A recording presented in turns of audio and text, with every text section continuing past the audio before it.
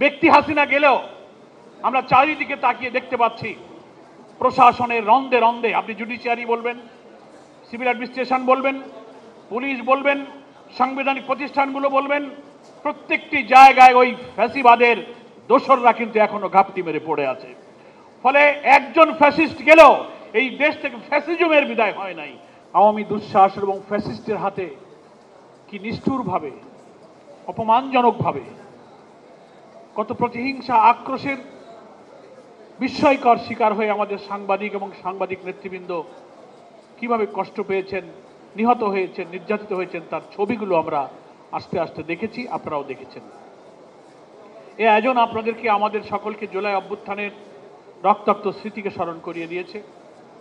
জুলাই অভ্যুত্থানে একেবারেই জুলাই আন্দোলনের এই সময়ের 6 জন সহ গোটা আওয়ামী দুঃশাসনের সব মিলিয়ে প্রায় 62-63 জন যে সাংবাদিক শহীদ, আজকের এই অনুষ্ঠানে আমি তাদের জন্য আল্লাহ তাআলার কাছে তাদের শাহাদাত মঞ্জুরের জন্য মোনাজাত করছি। যারা আহত হয়েছেন, নির্যাতিত হয়েছেন, পঙ্গু হয়েছেন, ছাত্র জনতার প্রায় 20,000 যারা এখনো আহত আছেন, 2,000 যারা জীবন দিয়েছেন, আল্লাহর কাছে যারা চলে গিয়েছেন তাদের আল্লাহ তাআলা শাহাদাত মঞ্জুর করুন।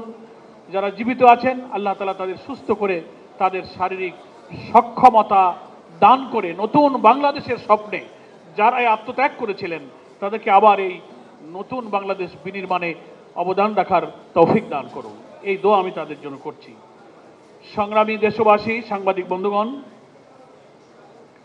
আমি প্রথমেই ক্ষমা চেয়ে নিচ্ছি, প্রধান অতিথির কাছেও আমি এক্সকিউজ করেছি যে আমার একেবারেই অনিবার্য একটা মিটিং যা আমি এড়াতে পারলাম না, ফলে একটু ধারাবাহিকতা ছেদ করে আমাকে একটু আগে কথা বলতে হচ্ছে।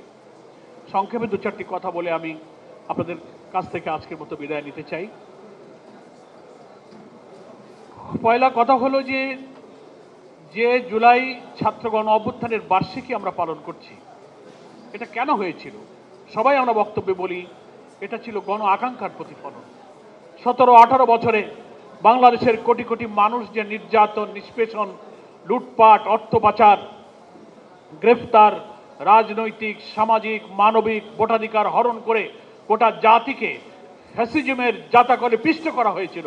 ক্রস ফায়ার, রিমান্ড, আয়নাঘর, বছরের পর বছর কারাবরণ, হাজার হাজার লক্ষ লক্ষ কর্মীদের গ্রেফতার এবং সমস্ত রাজনৈতিক, মানবিক অধিকার, সাংবিধানিক অধিকার সব খর্ব করা হয়েছিল। ফলে 17-18 বছরের এই ইতিহাসের একটি কালো যুগে নির্যাতিত বাংলার মানুষ যখন ক্ষুব্ধ হয়ে উঠল, বিক্ষুব্ধ হয়ে উঠল, এটা তারই একটা আউটবাস্ট, একটা গণবিস্ফোরণ যেমন ছিল, তেমনি এর মধ্যে লুকানো ছিল অন্তর্নিহিতভাবে একটি নতুন বাংলাদেশ বিনির্মাণের স্বপ্ন। যারা বিদায় নিয়েছেন, কারাগারে নিহত হয়েছেন, ফাঁসিতে জীবন দিয়েছেন, গুলির সামনে বুক চেটিয়ে আবু সাইদ মুগ্ধদের মতো যারা বাংলাদেশকে বিজয়ী করে ফ্যাসিবাদকে পরাজিত করেছে আজকে ওই ঐতিহাসিক অবদানে, তাদেরকে আমি শ্রদ্ধার সাথে স্মরণ করছি। কিন্তু তাদের স্বপ্ন এটা নতুন বাংলাদেশ। বিএফইউজের আজকের এই আয়োজনে আমাদের নতুন করে শপথ নেওয়া উচিত। আমরা মনে করি আওয়ামী দুঃশাসন বিদায় নিয়েছে, ফ্যাসিস্ট শেখ হাসিনা চলে গিয়েছে। এখানে আমি মনে করি আত্মতৃপ্তির, স্বস্তির কিছু নেই। ব্যক্তি হাসিনা গেলেও আমরা চারিদিকে তাকিয়ে দেখতে পাচ্ছি প্রশাসনের রন্দে রন্দে, আপনি জুডিশিয়ারি বলবেন, সিভিল অ্যাডমিনিস্ট্রেশন বলবেন, পুলিশ বলবেন, সাংবিধানিক প্রতিষ্ঠানগুলো বলবেন, প্রত্যেকটি জায়গায় ওই ফ্যাসিবাদের দোসররা কিন্তু এখনো ঘাপটি মেরে পড়ে আছে। ফলে একজন ফ্যাসিস্ট গেলেও এই দেশ থেকে ফ্যাসিজমের বিদায় হয় নাই। ফ্যাসিজম একটি চরিত্র, ফ্যাসিজম একটি কর্তৃত্ববাদী শাসনের,